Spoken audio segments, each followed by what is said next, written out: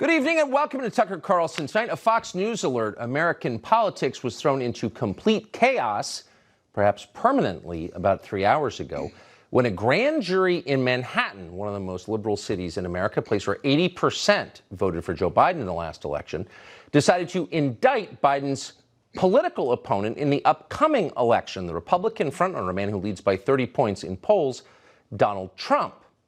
And the jury did this at the urging of a man called Alvin Bragg. He's the Manhattan district attorney who has been famous so far by making the city much more dangerous by refusing to enforce laws against crimes like robbery and rape.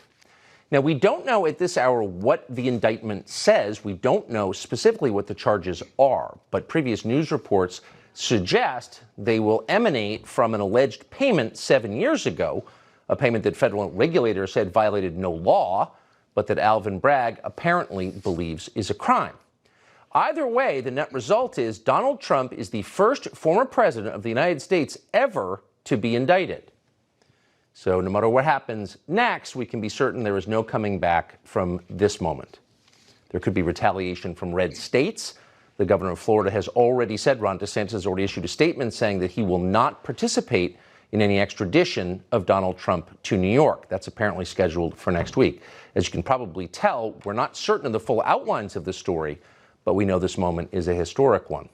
We want to set tonight in facts, those that we have so far. We're going to do that, as we always do, with the help of Fox's Trace Gallagher, who is with us tonight on set. Hey, Trace. And we're going to have more of DeSantis coming up on this, but it's important to remember, Tucker, that Manhattan District Attorney Alvin Bragg has chosen to pursue a case that was investigated and rejected by two previous sets of prosecutors because, one, the case is politically explosive, as we all know, and two, it requires using largely untested legal theory. In fact, even Alvin Bragg himself initially decided against prosecuting Trump. The case, as Tucker was saying, is centered around a $130,000 payment to porn star Stormy Daniels, who claims she had an affair with Trump. The DA, Alvin Bragg, could not charge this case as a misdemeanor because the statute of limitations on a misdemeanor ran out back in 2018.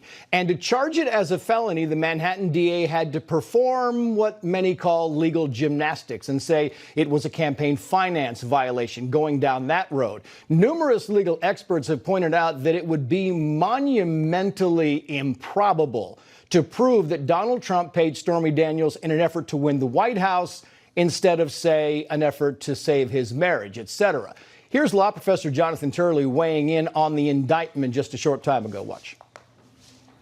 The concern is that if this theory is actually the basis of the indictment, then this is a rather ignoble moment in history. Donald Trump may be the first former president to be indicted, but if this is the standard, he won't be the last. The case would rely almost solely on the testimony of former Trump lawyer Michael Cohen, who claims that Donald Trump directed him to pay Stormy Daniels the hush money on the eve of the 2016 election in exchange for keeping her quiet. But Michael Cohen is also a convicted felon who's known for stretching the truth. Cohen's former legal advisor, a man named Robert Costello, who testified before this grand jury, was on Tucker Carlson Tonight back on March 20th. Watch this. I called him up after I saw Michael Cohen on TV stating things that he said he was going to tell the grand jury and had told the grand jury that were contrary to what he told us when we first represented him in April of 2018. So I'm sitting at home watching these lies, and I said, I've got to do something about it. Okay, so we still don't know what the actual charges are because it's unlikely they'll be unsealed until the former president legally surrenders, which likely would happen sometime next week. Donald Trump issued a statement about the indictment that reads in part, quoting here, the Democrats have lied, cheated, and stolen in their obsession with trying to get Trump, but now they've done the unthinkable, indicting a completely innocent person in an act of blatant election interference. Even Florida Governor Ron DeSantis, who could run against Trump in 2024, slammed the indictment, quoting again, the weaponization of the legal system to advance a political agenda turns the rule of law on its head. It is un-American. And DeSantis makes a great point because if the charges are what we expect, then it does appear this is a political prosecution. Federal prosecutors have repeatedly turned this case down, and now you have a state prosecutor taking it on. Donald Trump's poll numbers have gone up in the past month, and this could lift those numbers even further because there will be a groundswell of emotion. For or against, it doesn't matter. That groundswell will continue to rise, Tucker. I think that is absolutely right. I think Trump's numbers actually in the last 10 days, in one poll anyway, went from 8 up to 30 up. Yeah. So this, all kinds of consequences only someone can predict. Trace Gallagher, thank you, as always. So obviously this indictment is something brand new, the beginning of something, but it's also the culmination of something. The culmination of an effort to make certain that Donald Trump is never elected president again. That was the whole purpose of the January 6th committee, obviously. So far it's not working. Trump is leading the Republican field for the nomination by a wide margin. In Georgia, a partisan grand jury whose forewoman is giving interviews to MSNBC is apparently also preparing to charge Donald Trump with the crime of doubting election results. You're not allowed to doubt election results in Georgia unless you're Stacey Abrams, in which case you get to claim to be governor when you're not. And as far as we know, the DOJ is still investigating Donald Trump on another pretextual offense, storing supposedly classified documents in his home, something that we later discovered that virtually everyone who's ever served in federal office apparently does, including Mike Pence. But take 3 steps back, pause for a minute, consider the escalation in tactics on display here. In the 2016 election, when the most powerful interests in this country decided that Donald Trump could not be president, and in fact, for the most part, assumed he would never be, it was just too ridiculous to be real. But just to make certain that he never was, the FBI worked with the Clinton campaign to spread false allegations that the president had been colluding with the government of Russia. But the FBI was never defunded and shut down, as it would have been in a functioning country. It continued to interfere in elections and does so to this day. That, of course, didn't work, and Trump took office anyway. So federal agencies did everything they could to make certain that Trump would be an ineffective and one-term president. Within days, they arrested Trump's national security advisor. Why did they do that? Because he had run an intel agency, and he knew exactly how the system works. They took him out first. Then they had a CIA operative in the White House file a fake whistleblower complaint about Ukraine, and that got Trump impeached. And then they impeached Trump again for holding a constitutionally protected rally to call on his supporters to peacefully protest what had happened to him, as you would in a democracy. So this effort today is one in a long line of unprecedented steps that permanent Washington has taken to stop Donald Trump from holding office in a democracy. Whether you like Trump or not, that is true. But none of that has stopped Republican primary voters from telling pollsters that far and away Donald Trump is their first choice for president in 2024. In fact, it may have changed their minds and made them support Trump again. Maybe not because they love Trump, but because they hate to see their beloved system destroyed, subverted and destroyed for political reasons. So the rule of law appears to be suspended tonight, not just for Trump, but for anyone who would consider voting for him. Democrats can attack police officers and seize control of the Tennessee State House. They did that today, and no one's going to go to jail. Trans Biden voters can execute Christian children, and the Biden White House will explain that actually the trans community, the transgenderists, are the real victim. This is what it seems to be. It's a political purge. And confronted with it, the real Quislings here, who are the Republican leaders in Washington, are naturally calling for a surrender. Asa Hutchinson is saying that Donald Trump needs to withdraw now because Alvin Bragg doesn't like him. So one of the reasons that Trump won in the first place in 2016 is because people like Asa Hutchinson, people who have no interest in winning or governing, and least of all in representing their actual voters or their interests, people like that have been in charge of the Republican Party for generations now, and its voters are sick of it. And if those people continue to run the Republican Party much longer, that party will no longer exist within a few years. There'll be no reason to have it. What you're seeing now is lawlessness, and the question is who can stop it. Alina Habba is Donald Trump's attorney. Alina joins us tonight. Alina, thank you so much for coming on. I guess the key question here, there's so much to sort out, but what do you believe the former president will be charged with? Well, he'll be charged with something he didn't do. We know that for a fact from Michael Cohen himself and his lawyers. But I think it's going to be a books and records kind of charge. And knowing Alvin Bragg, the Soros-backed DA, I assume that he's going to try and stack several of these misdemeanors that a normal person would never be indicted for, let alone charged with, and try and make a felony of something that the FEC, basically the FEC has already turned down, and the federal prosecutors. But, that's what happens when he's leading in the polls. I mean, you want a DA who's decriminalized violent crime effectively, and he has, that's not an overstatement, could decide that a bookkeeping error is a felony. That's right. That's right. And you know what else, Tucker? We've seen this DA in particular. Let's just take Alvin Bragg. Let's take out all the political stuff that everybody's already spoken about ad nauseum. This DA in particular is the king of woke, right? He is Mr. I don't believe in putting people in jail, and I don't believe in felonies, and I turn felonies into misdemeanors. I think he went from 50-something% to 28%. But when it's Donald Trump, he's trying to do the reverse. He's trying to create a situation where you take a misdemeanor that he didn't even do. His attorney settled an issue that was made up. We have Stormy that's admitted that, right? And then create something out of nothing. It's a really sad day in our country, Tucker. I mean, no matter what your politics are, it's a sad day in our country. And no matter what your politics, that's exactly right. If you believe in our system and you want it to continue, you have to raise your hand and say stop, because this is too great an assault on our system, much greater than anything we saw on January 6th, that's for certain. So that raises the question that I'll pose to you about your client is, how is he going to respond to this? This is transparently political. It's an effort to take him out of the presidential race. That's not allowed. Will he participate in the process? Is he going to go to New York and be treated like a criminal? I'm not the criminal attorneys handling this, obviously. I know my client well, though, and I know you know him. He's not one to cower. As he said in his statement, this is proof that we need to change this country immediately. I don't see him hiding from anything. I would be shocked if that would be the consequence or the result of this. I think he would deal with it head on. I would hope so. And that's for his legal team to deal with, that's handling this criminal issue. But it's just a sad thing for me. They want this picture so badly that we have these DAs in Georgia. We have corrupt AGs in New York. We have corrupt DAs all over the country. And they're just trying to be the first one to get this for political purposes. But I think, Tucker, frankly, I think it's going to backfire. And I think we've seen that in the past couple of weeks.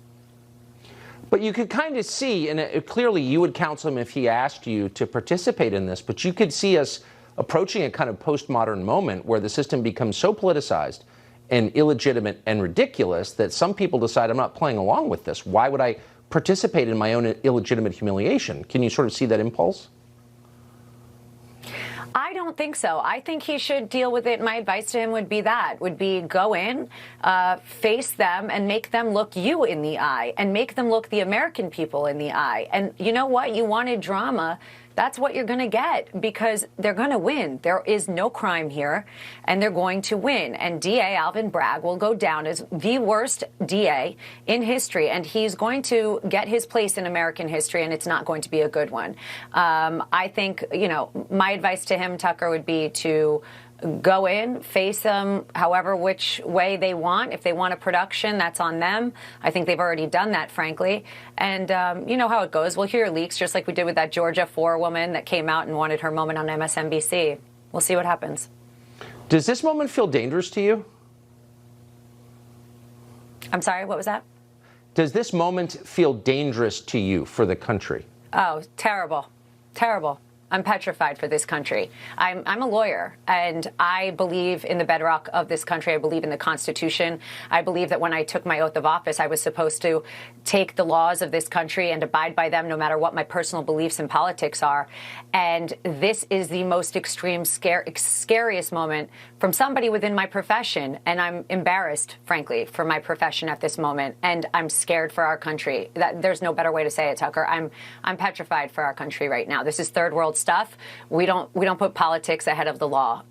We have a democracy. We have the right to vote. We have the right to have a fair and impartial jury. And evidently, if you're a Republican, Donald Trump, or you just don't agree with somebody, you don't get that. And it's not okay.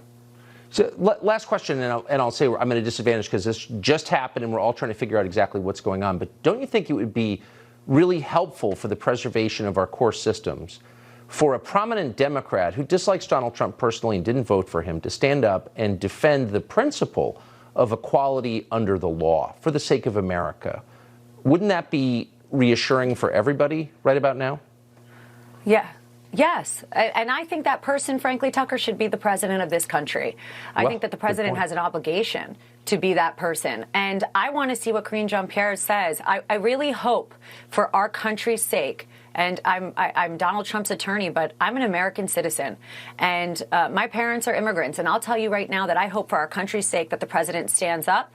I hope that the Congress is looking in. I know they asked D.A. Bragg to come in and he refused. I want this country to get on track. Period. I don't care how we do it, but the president, the leader of the free world, needs to do that. And we don't have the right people in that place right now, unfortunately. No, we don't. Lena Habba, the president's attorney, thank you very much. So as far as we know, and of course we could be wrong because we're very caught up in the story as it unfolds, but as far as we know, no prominent Democrat has stood up to defend the system against this perversion of the system. Certainly the president has not done that. But one of Donald Trump's opponents is happy to do it. He joins us now. Vivek Ramaswamy is running against Trump for the nomination. And he'd like to win, but he thinks that this is a grave threat to the country. Vivek, thank you so much for coming on tonight. How do you view this indictment? This is a grave day in American democracy. I mean, this is a threat. This is fundamentally un-American.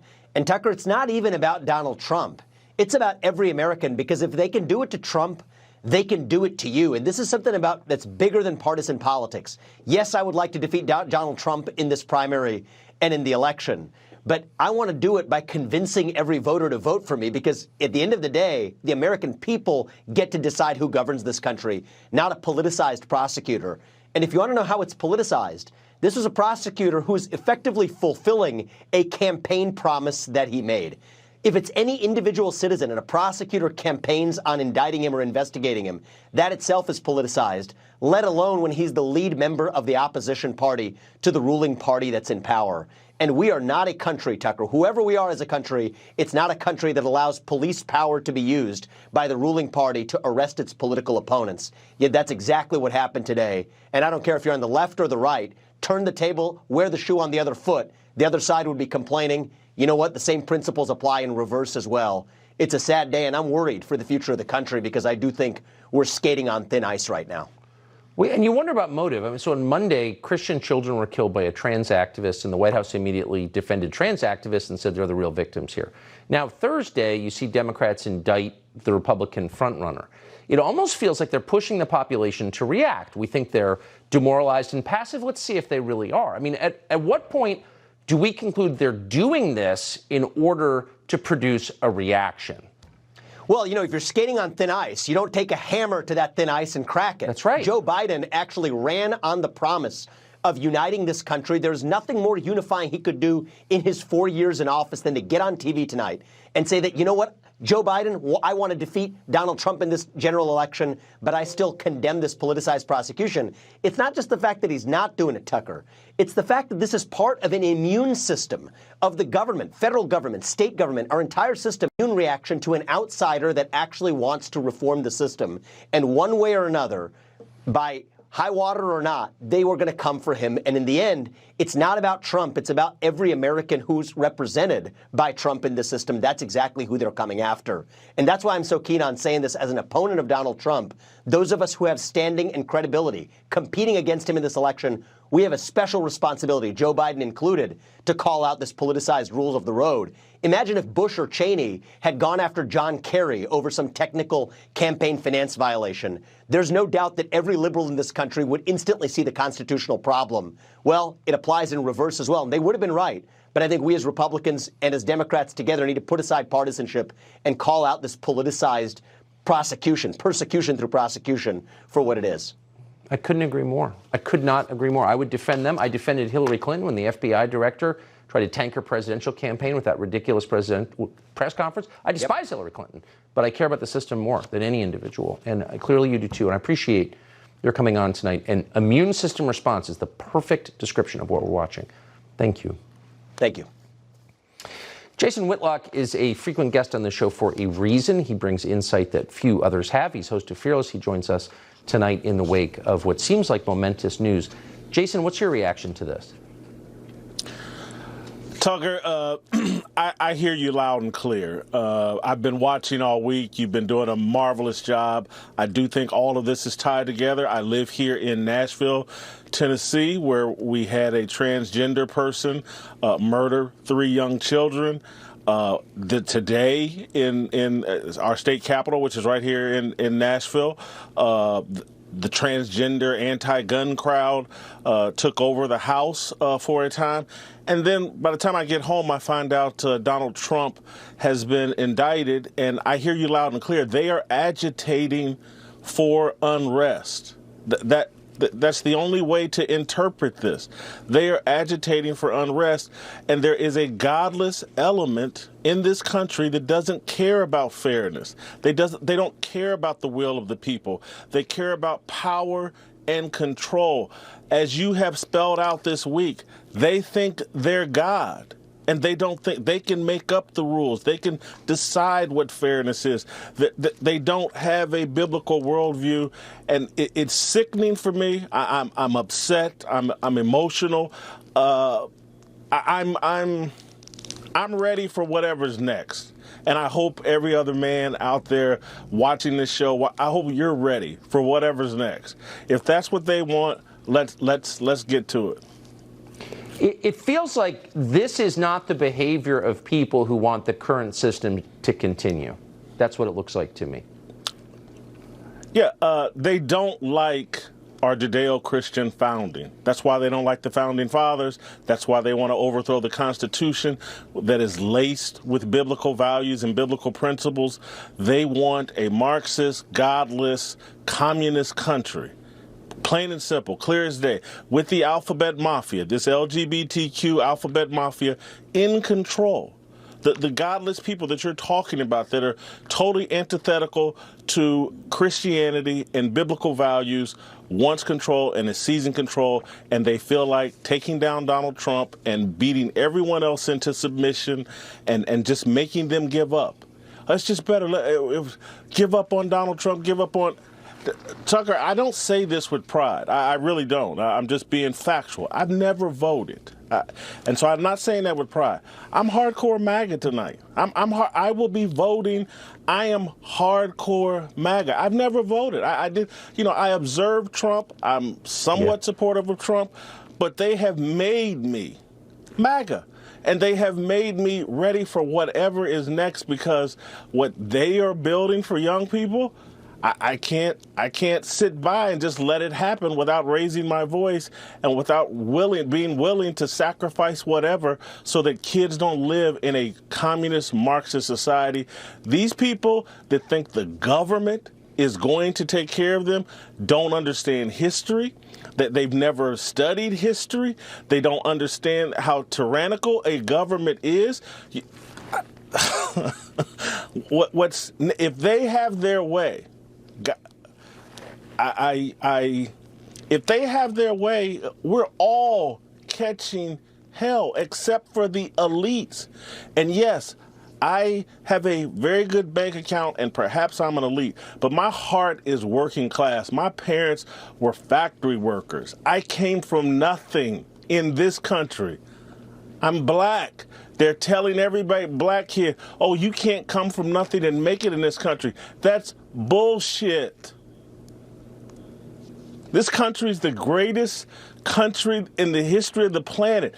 It's the safest, most prosperous place for black people and all people. That's why people are beating down the doors to get here. And they've demonized the whole thing, and they've turned Trump into this devilish Luciferian character when they are the devils. They're the ones that don't believe in God.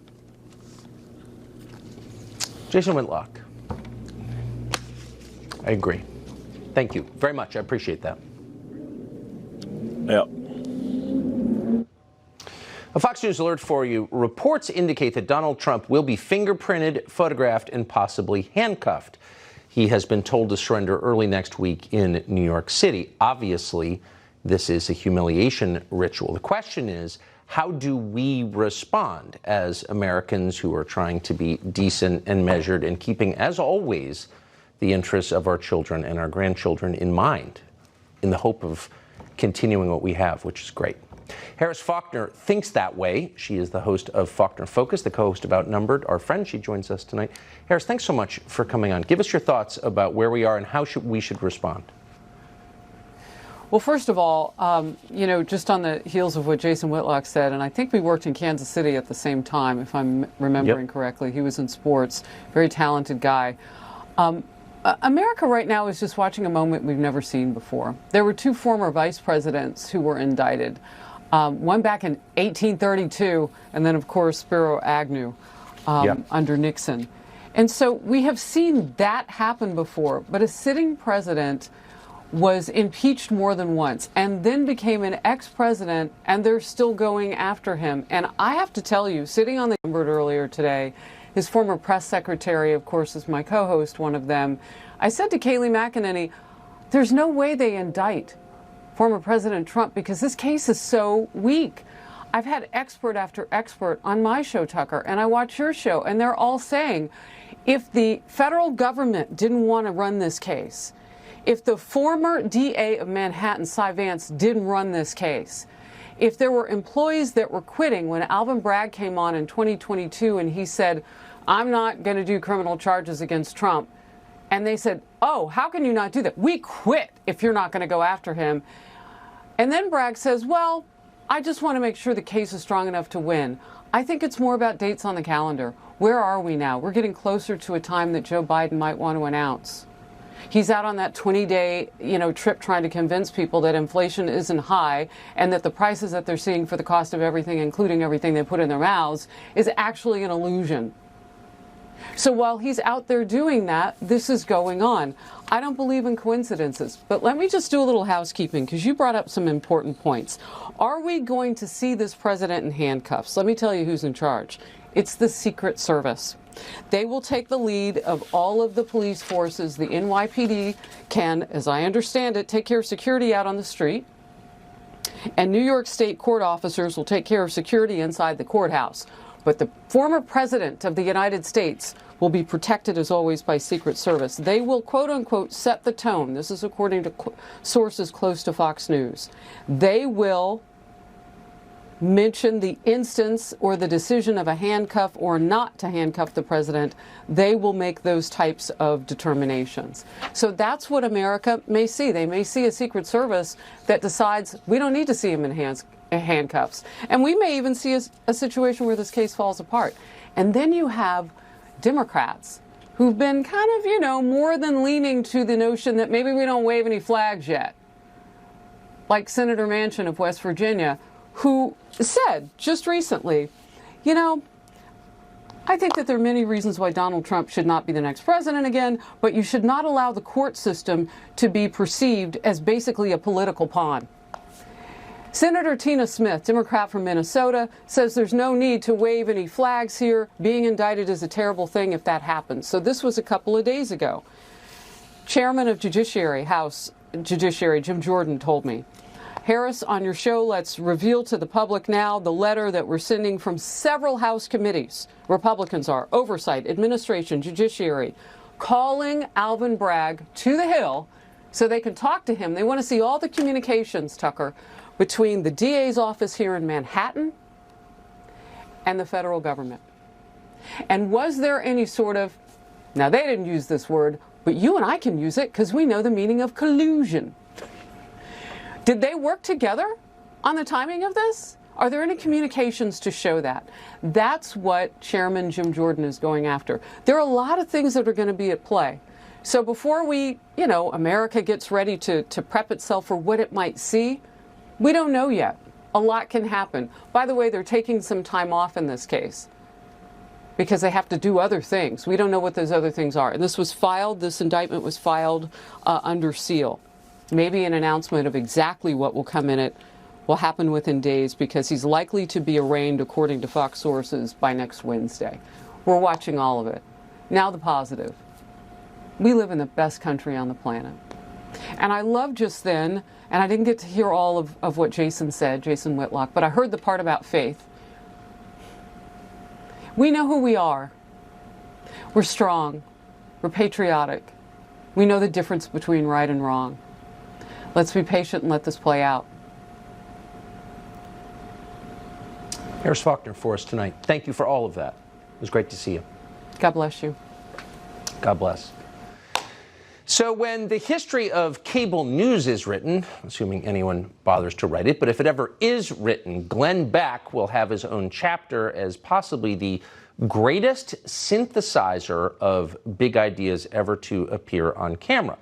And a lot of people have made fun of Glenn Beck over the years for that, but if you go back and watch the tape, you will find out that maybe more than any other person on television, Glenn Beck got it right.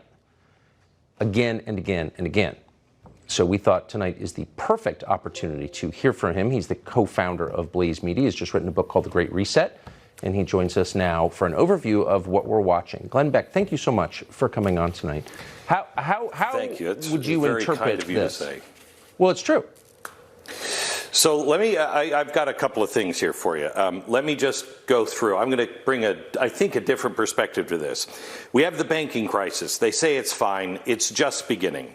Yesterday, we had the Saudis and Brazil and China enter a deal to where the petrodollar is over. Brazil and China are going to trade in their own currency. That's the beginning of the end of our currency. That means a dollar collapse. That means we become Venezuela.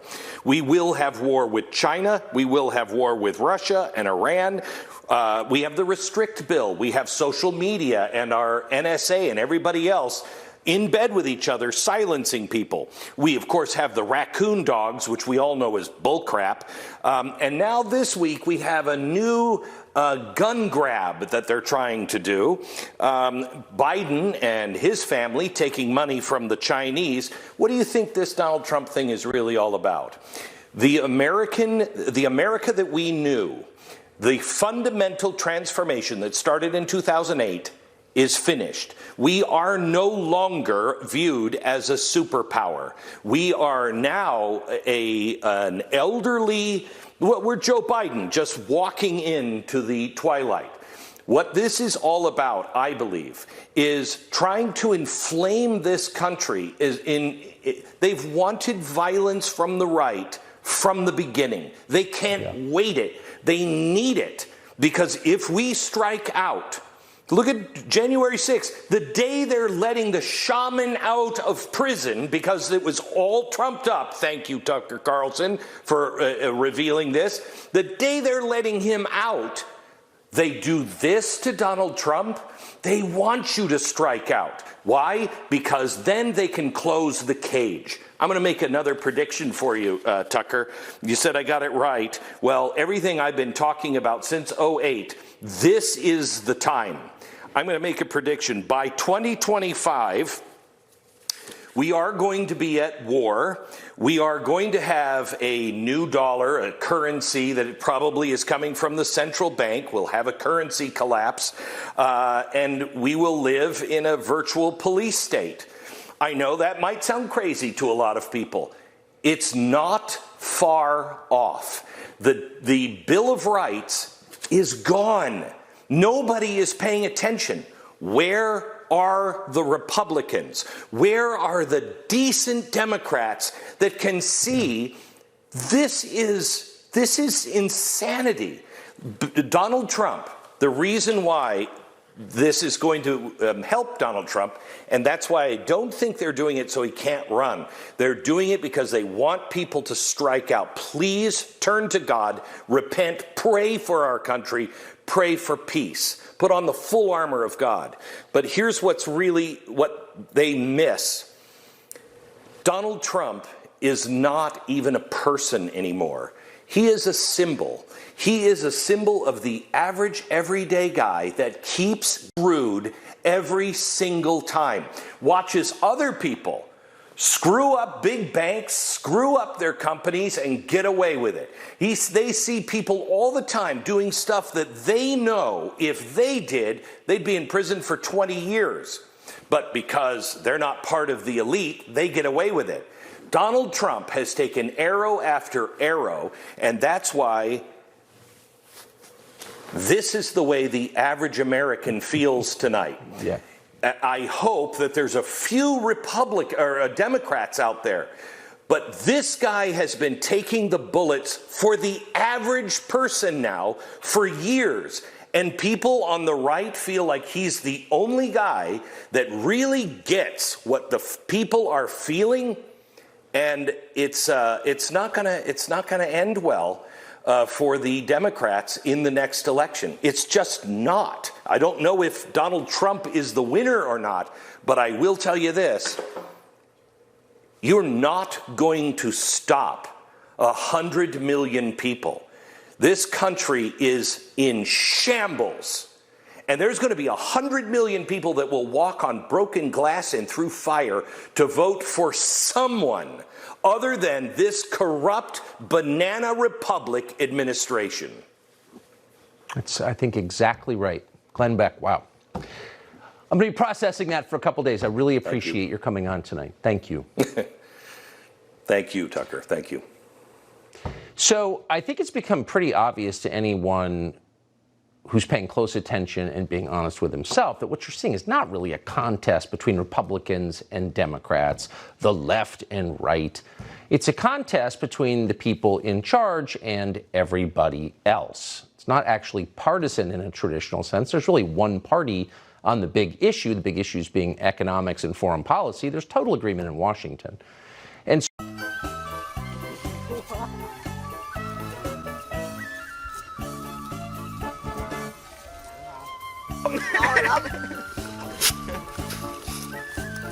nhóc luôn rồi Tâm ơi, em thua rồi.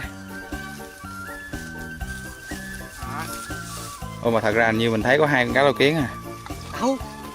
Nhưng mà cũng vừa đủ chiến thắng rồi. Ủa mới thấy cá bi đây nè, nữa con cá bi nữa. À vậy là 3 con. 3 con với 2 ngốc bu nữa. 2 ngốc, 1 con ngốc. Rồi, chúc mừng, chúc mừng. 2 con, nãy thấy 2 con. Thấy 2 con à. Chứ chuyến này cá nhỏ nhỏ không à.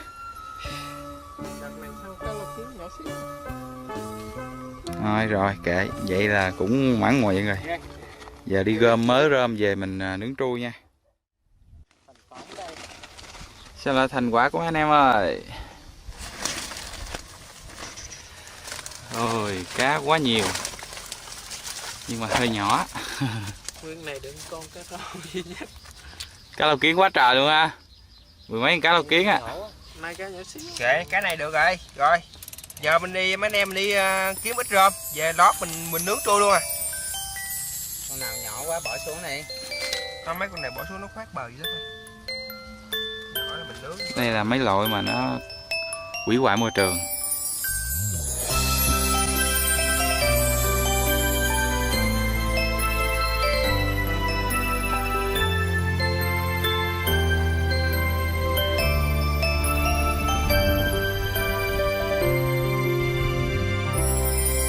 Cho tôi xin một vé đi tuổi thơ để trở về với giấc mơ ngày xưa. Bút mực truyện tranh, những gói bằng ngô trong ngăn bàn. Cho tôi xin Cô chú chủ ruộng có xem video này cho tụi con xin